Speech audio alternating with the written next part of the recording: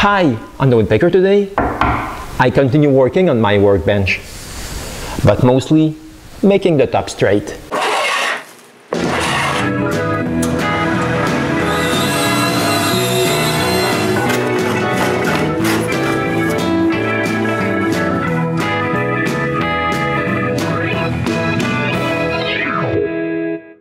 In my last video, I managed to almost finish the base of my new workbench, but it's actually not all finished yet.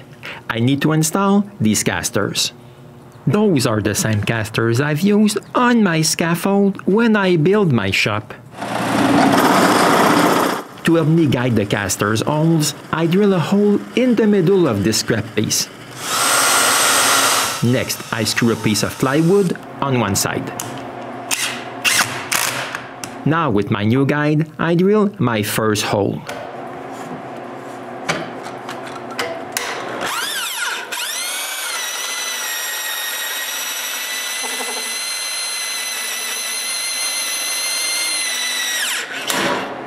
I remove the guide and finish it.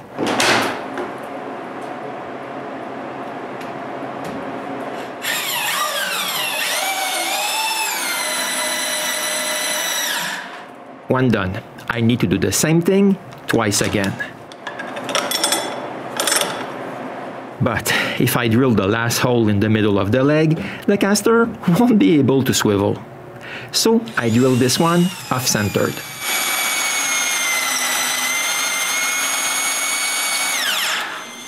I don't like the fact that this hole is so close to the edge of the wood. To add more strength, I find an old saw blade and cut it square. When I'm done, I remove the sharp edges. Then I clean it.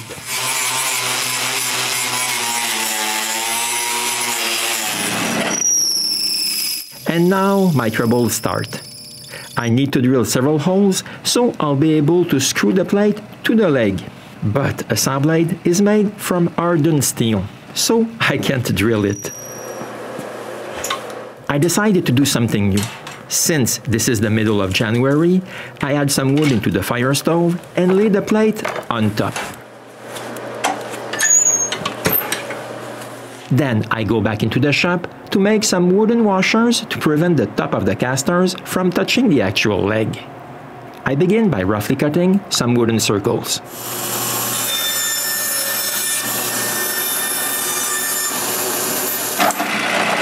Then I drill a small hole in the center. Install this on my lathe and turn the exterior round.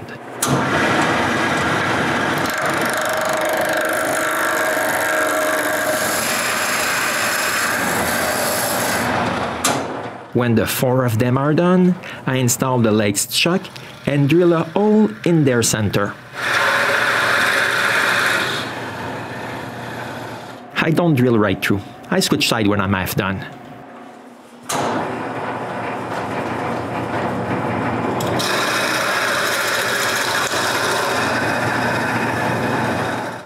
It's perfect. Now I can go back inside the house and get my metal plate out of the wood stove.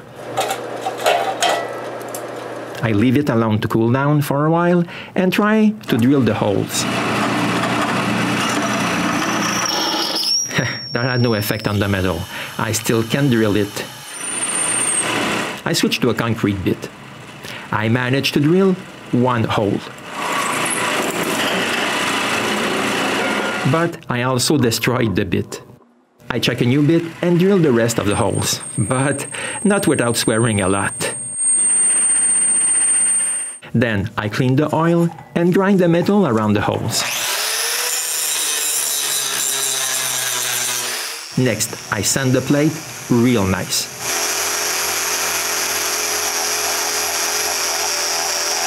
When I'm happy with it, I spray several coats of clear coat on it. When the finish is dry, I mark the placement of the screws, drill some pilot holes, and finally screw the plate in place.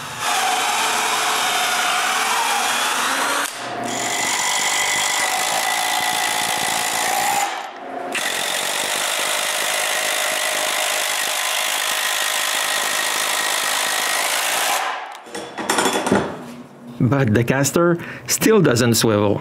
I trace the wheel shape and cut it with my longest jigsaw blade. My blade was ridiculously long, but not that long. I finished the cut with a smaller blade from the bottom.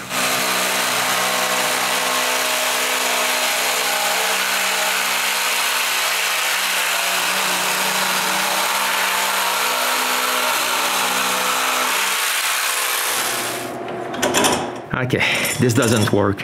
I need to cut more wood.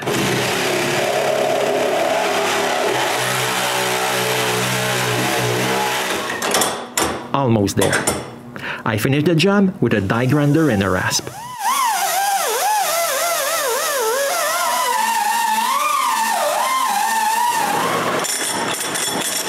I use the marks left by the rubber to figure out what to remove.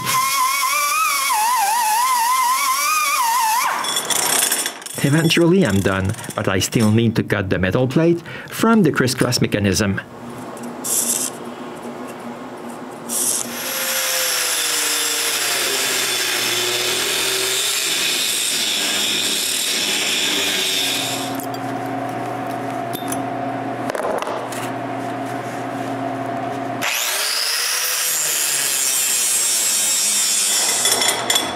Finally, everything works.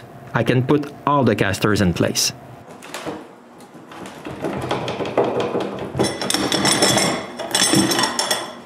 Next, with René's help again, we put the base on the floor.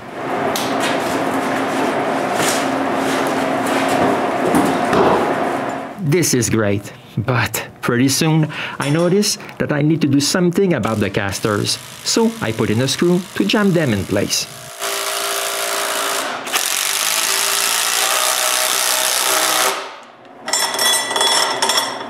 Before doing anything else, I'll make the side panels. To do that, I need wood. These are some planks I didn't use when I made my wainscoting for my bedroom.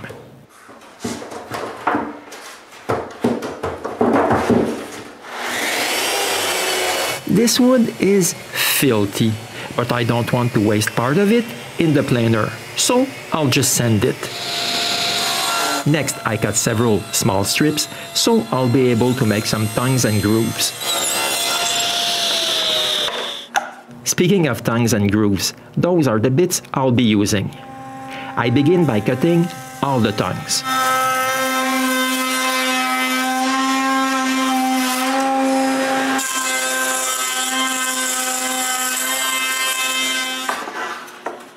All done. Now I need to change the bit and cut the grooves.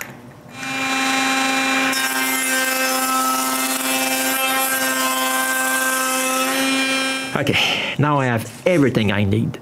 I just have to add a little bit of glue and clamp everything together. When I'm done, there's glue squeeze out here and there.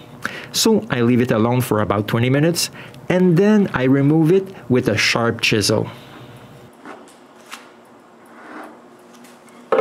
I want those panels to be inset into the sides. For that, I need to make a rabbet. I use a router to remove the bulk of it.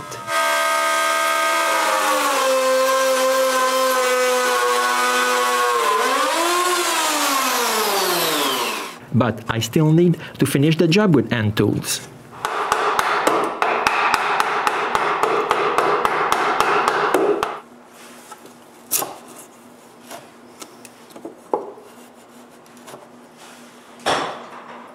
When I'm done, I can put the base on its casters, and this is how the panels will fit now. But I notice that the top stretcher is thinner than the bottom 6x6. I'll glue this piece in place, but the base is already varnished, so I need to remove it before I can glue the filler strip. After spreading a little bit of glue, I clamp it in place.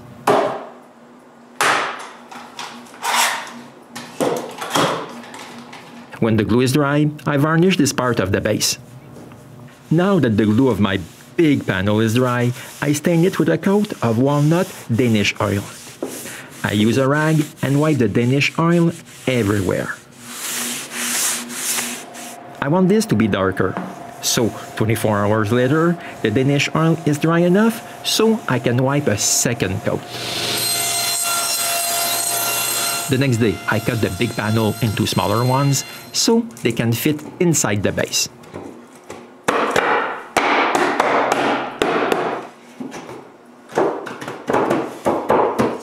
The back of the base has no rabbet. I'll just nail the wainscoting directly to the base. So after measuring it, I cut the panels. Now I add a coat of varnish on top of the Danish oil. In fact, it's a mix of varnish, linseed oil, and mineral spirits.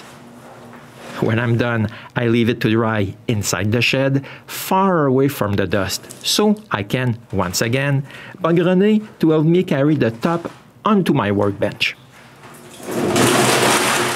Without her, I definitely wouldn't have been able to move that. Then I can install the tail vise.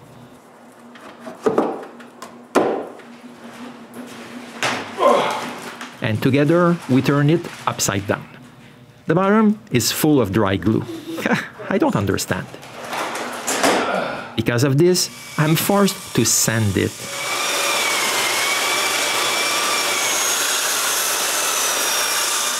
When I'm done, I can see it's far from being straight. To fix this, I use my big planes. With my longest one, I plane the bottom as straight as I can.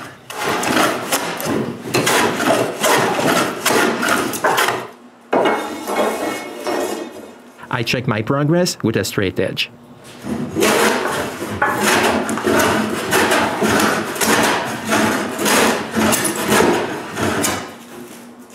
And with the plane itself.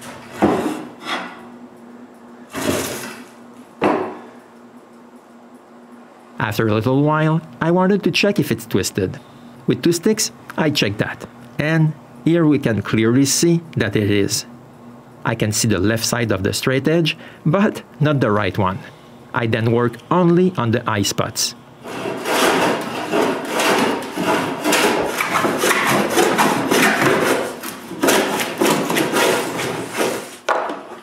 To work on the other side, I'm forced to remove the vise. But after working both corners, it's not twisted anymore. I just have to do the same thing all around the bottom of my top. To remove the cross grain marks, I plane the whole surface with the grain.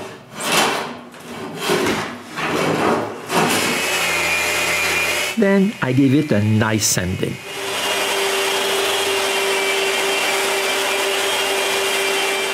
When I'm finished, the surface is perfect. But before moving this big chunk of wood on its base, I brush 2 coats of varnish underneath. It's way easier brushing it like this than upside down after it's in place. Before putting the top on the base, I pre-drill for some screws.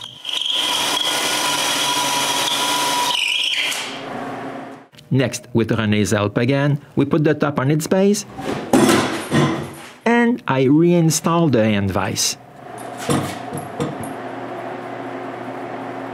Okay, now I really need to work on the top. The first thing I do is sand both sides smooth. Then I cut 2 straight strips of plywood. They will serve as guide to make the top straight. Now I need to build some kind of sled to hold the router, which will make the top straight.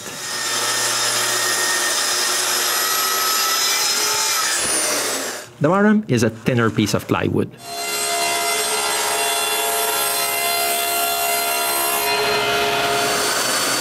I just need to screw the 3 pieces together.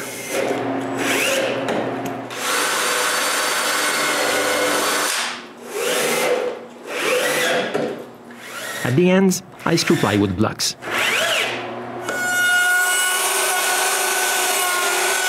Now with the router itself, I cut a channel for the router bit, and with this I'll be able to make my top straight.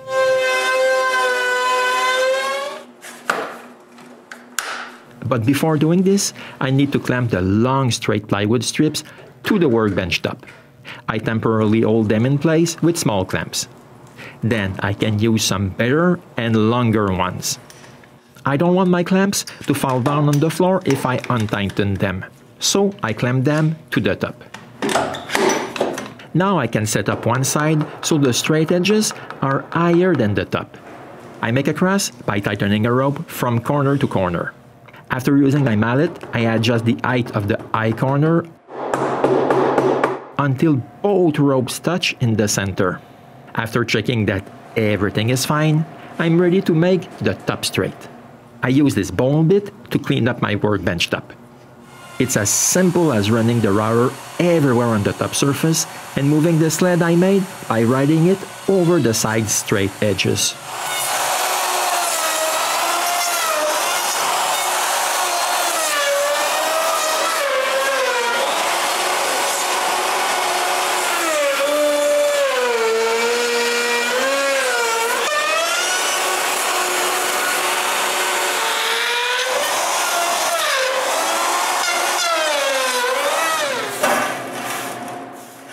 When I'm done, I have a bit of dust to pick up, and then I can better see the damages I made to my brand new top. When I moved the sled, I didn't notice that it dropped onto the top itself, and at that moment, I messed up everything. I have to make another pass now, but this time I'll need to remove less wood.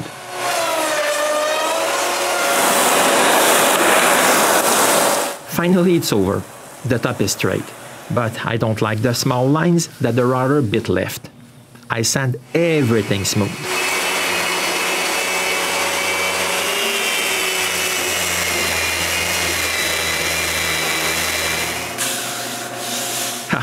It's as smooth as baby skin. I can cut one side now.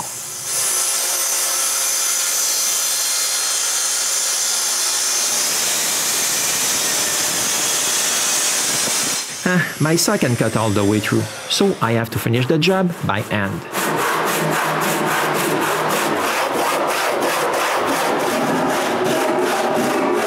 But cutting this by hand left a pretty rough surface, so I fix it.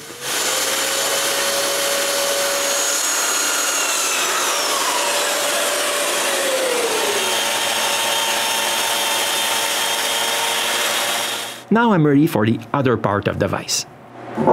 The first thing I do is to cut it to the right length.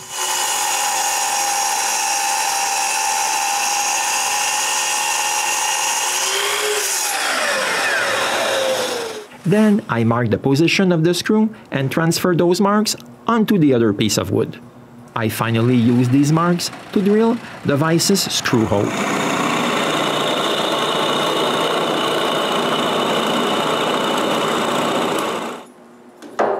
To hold both pieces together, I'll be using dominoes again. So after marking their placement, I cut the mortises.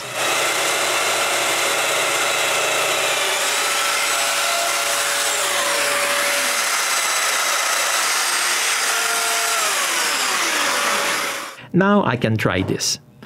It's exactly what I wanted. But I find that only 2 dominoes might not be enough. I'll also drill 2 holes for some dowels. I had no problem at all when I drilled the big bottom one. But the other one is another story. I'll need to fix that later. Then, with some centering points, I transfer the position of the holes.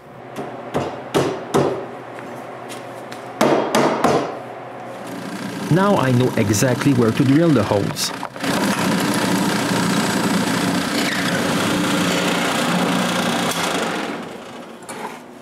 After cutting some dowels, I glue them. And as usual, I'm not shy with the glue.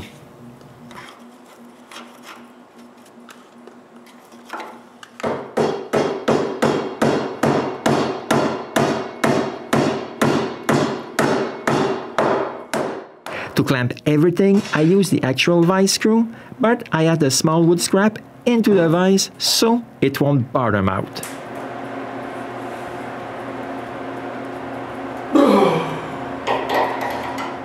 Since I was generous with the glue, I need to wipe some of it before it can drip all over the floor. Now I can take care of the other side.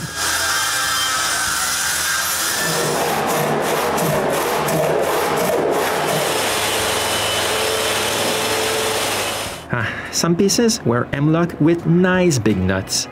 I filled them with epoxy glue. While I'm having fun with epoxy, I pour some over the dowel, which gave me troubles before. When it's dry, I can reassemble everything and plane the tail vise straight to the rest of the top. I still have a little bit to do before my workbench is finished. So if you want to see the final product, you'll have to come back to the Woodpecker.